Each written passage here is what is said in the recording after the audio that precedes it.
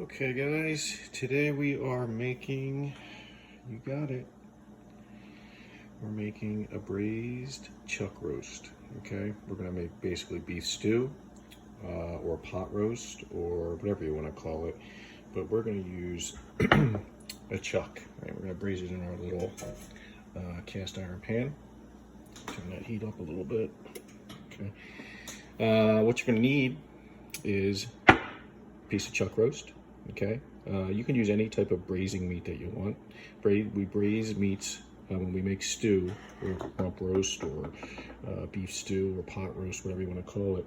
You want to use braising meats that are going to have a combination cooking method or a wet cooking method, really.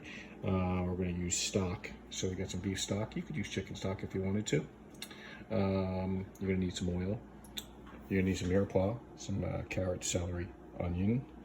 I have one onion, I have a couple carrots, a few, two or three things of celery, and I have some parsley stems. I got a little tomato paste. I got a little garlic. If you don't have all these items, you don't need them. Whatever you have, actually. You can add mushrooms in this if you wanted to. A little bit of oil. I don't have any red wine. I would normally have red wine, but I found some of this white, crappy cooking wine that I'm gonna end up using, and I'm gonna kind of fortify that with a little bit of vinegar.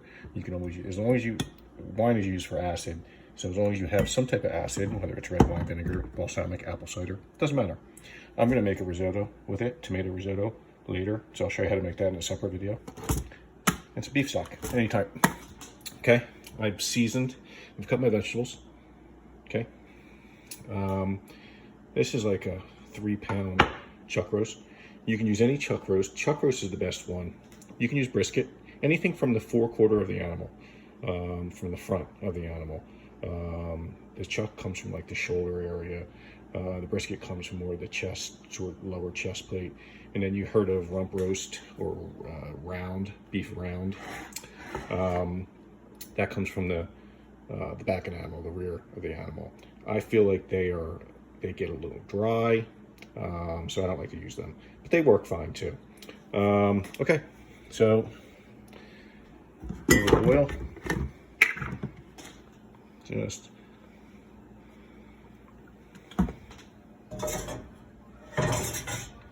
turn that up.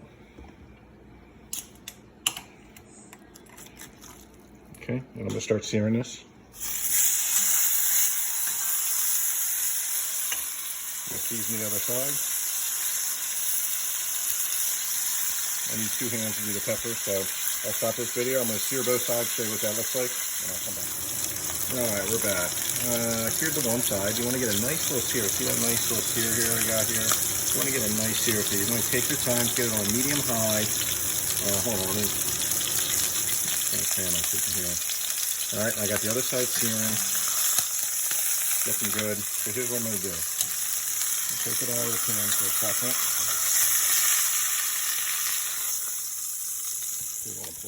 Okay, we got all that lovely fond right here. Okay, what we're going to do is start adding our vegetables to that. Okay.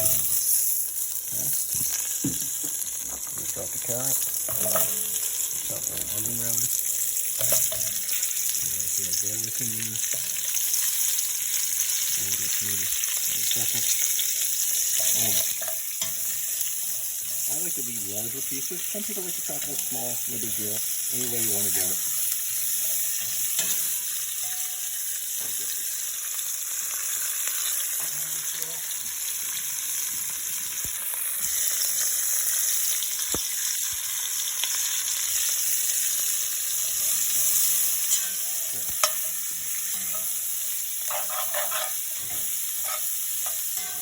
Just going to let that kind of sweat down a little bit.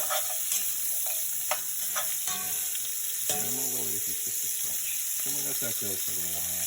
Just to kind of sweat it down, get a little color on those vegetables too. And those vegetables are going to start picking up. They're going to release liquid. And they're release the water content. And that's going to help you glaze the bottom of the pan.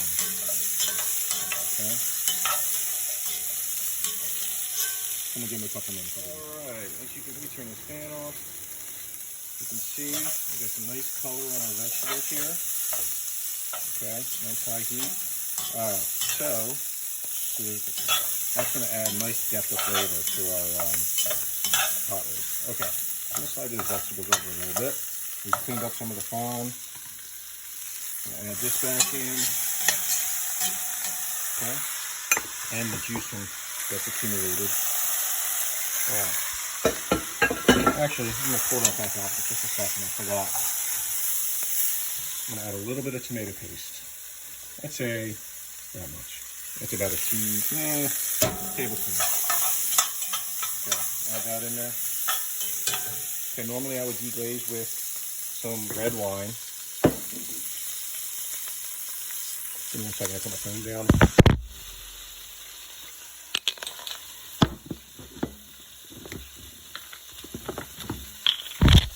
Sorry, I had to open that up. I'm going to use some white wine. Red would be better. Let me turn this on so my smoke alarm doesn't go off.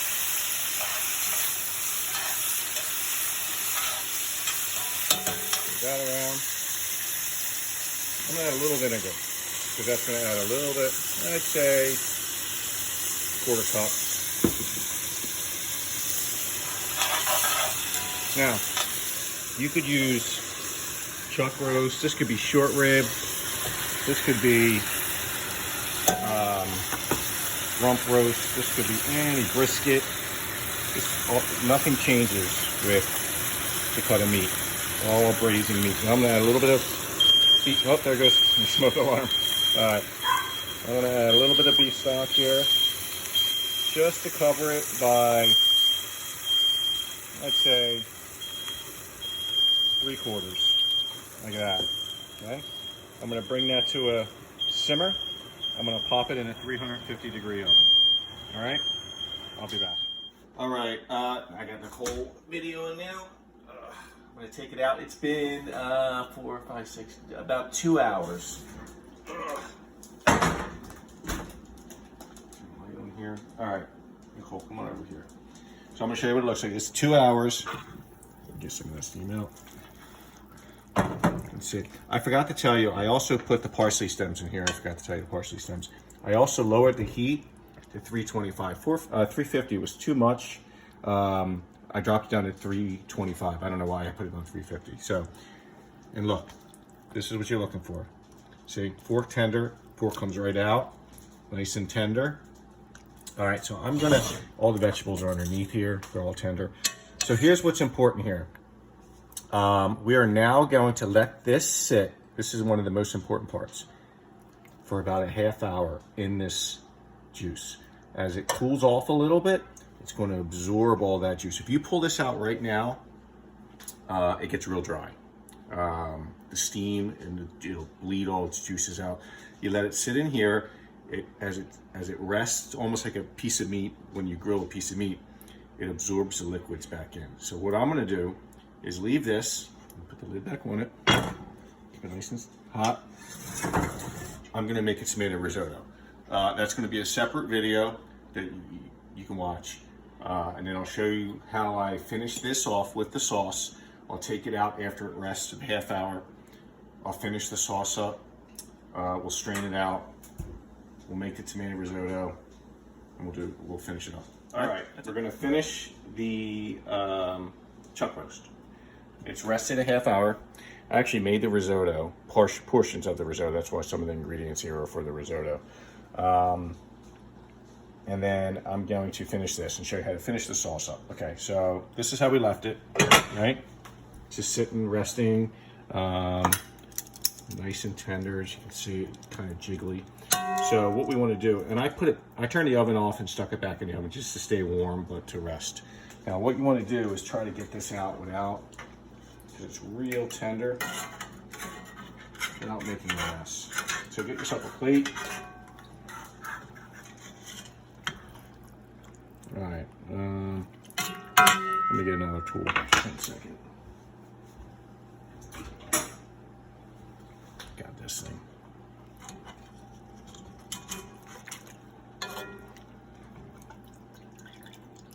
Drain. I'm gonna stick it on the plate just for a second here. Okay. And what I want to do is Excuse me. Is grab a little bowl. And I'm going to take the vegetables out. Oh, this is overheat, right? Yeah. So I have this over low heat right now. I'm going to turn it up. I got my carrots, celery. Under the vegetables that we put in there earlier, I'm taking out. Now, you can obviously save these and eat these with the chuck roast. You could also, which I do sometimes, take this and puree it in like a NutriBullet or a blender with a little bit of the stock, add it back into the stock, and it thickens the stock. I like to do that a lot. I'm not going to do that today because I'm going to show you another version. Because not everybody has a blender or a NutriBullet. But I like to take this, a little bit of the stock. I do this for Thanksgiving. Take this, a little bit of the stock, puree it, add it back in the stock. It thickens the whole thing. And it's delicious. But I like to serve this on the side here. And we're going to eat that. So I'm going to turn this up. I'm going to look in here and see if I have any fat, which I have just a little bit. I'm going to try to take a little bit of the fat off the top, which is not a big deal. You can just leave it. Excuse me. Okay, now, this is our sauce, okay? Looks nice. It's a little thin. There's a few things you could do here. One, we can reduce this sauce down, which I like to do. I like to reduce it because it concentrates the flavor and makes it really nice, viscous, tacky sauce that's really flavorful for our chuck roast. Or you can reduce it a little bit, and you see, Nicole, see this kind of scum? We call it scum in the culinary world. From the outside. Try to get a little of that off of there, because that's just all the sediments from the vegetables and the beef. And you take a little of that, and that's what that is. That's a little fat. Excuse me. And I get rid of that. But you don't have to. Okay. Looks good. What I want to do at this point, excuse me, is taste it. Just see what it tastes like. Make sure it's not too salty. Tastes good. It's beefy. Tastes like the chuck roast. Now we got some butter here. I have a little flour. The other ingredients are for the risotto. To thicken this, we're going to do a beurre meunier. Beurre meunier is just a little bit of butter that's soft into a little bit of flour, like that, and kind of just squeeze it like you're making dough. So take 2 pieces of butter, 2 tabs, and squeeze it together with the flour and make a dough. It's called beurre meunier. Now this will thicken your sauce. Not too much, and it's a temporary thickening. But it's going to feel like dough. Just keep adding it until, and the butter's going to add flavor. The flour is going to add thickness. It's almost like a roux, but it's not cooked. It's an uncooked roux. You could do a roux too. You could do a roux. You could use roux, but this is easier. This is quick. Okay. Take this, add it to that. Let me just rinse my hands off. Show you that.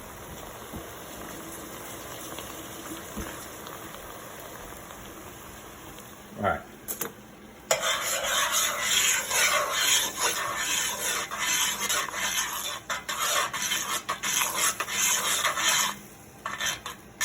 And you're going to see this get real thick, real quick.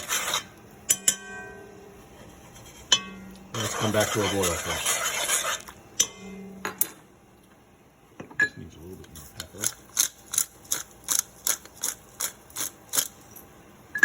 Touch more salt. Now you don't want to make this too thick. You're not making a gravy. You're making a nice jus. All right. So when it's too thick, it's just tacky. It's too thick. You want to make it nice where it's like that. Make a nice little bit nappe.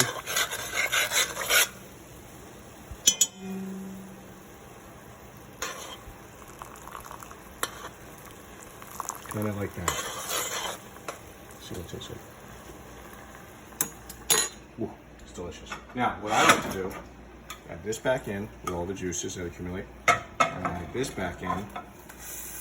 Then warm this back up because it's been sitting for a half hour. So it might have got, not cold, excuse me, but maybe it's not as hot. Oh, I think a carrot got lost in there. So I'm just gonna let that go for a second. Let the meat reabsorb some of that juice. Okay, I'm gonna finish the risotto. I'm gonna show you the final product, okay? But I'm gonna put a lid back on this, turn it off, and let it sit for another second. You don't have to, you could actually serve it right now, if you were ready. All right, I'll be back. What's that? All right, there's our chuck roast. This is our vegetables that were cooked in it. There's our sauce I strained out. Nice, put a little sauce over it. We made a tomato risotto with it. And see how tender it is? Oh man, it's so tender. It's gonna be delicious. And that's it.